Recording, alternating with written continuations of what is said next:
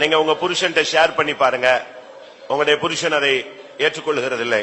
உங்களுடைய மனைவியிடத்துல ஷேர் பண்ணுங்க, அவள் உன்னை மதிக்கிறதே இல்லை. உங்களுடைய பெற்றோர்கிட்ட ஷேர் பண்ணுங்க, அவங்க அதை ஏற்றுக்கொள்ள மாட்டார்கள். உங்களுடைய உண்மையான நிலவரம் அவர்களுக்கு புரியாது. உங்களுடைய பிள்ளைகள்கிட்ட சொன்னா உங்களுடைய வேதனை அவர்களுக்கு தெரியாது. ஏன் சில நேரங்களிலே ஊழியர்களிடத்துல போய் சொன்னால் கூட அவர்கள் அதை ஒரு பொருட்டாக எண்ணக்கூடாத ஒரு சூழ்நிலை உண்டாகும். ஆனால் தேவனிடத்துல ஷேர் பண்ணுங்க, உன்னுடைய பிரச்சனைகளை தேவனிடத்துல சொல்லி பழகு. ஆமென். கர்த்தர் தான் அதற்கு பரிகாரி.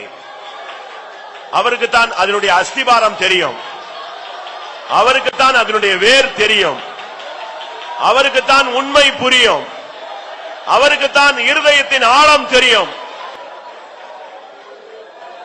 மனிதர்கள் கைவிடும் பொழுது ஒரு மனிதன் எவ்வளவு இருதயத்தில் வேதனைப்படுவான் என்று அவருக்கு தெரியும்.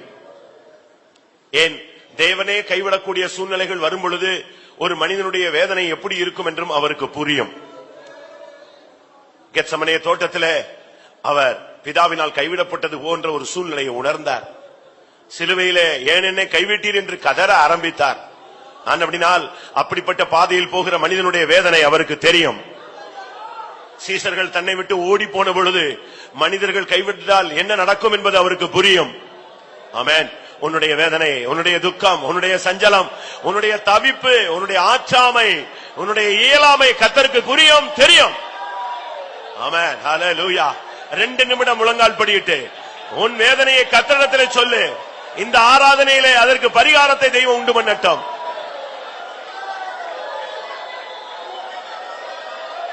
Hallelujah, hallelujah, hallelujah, hallelujah.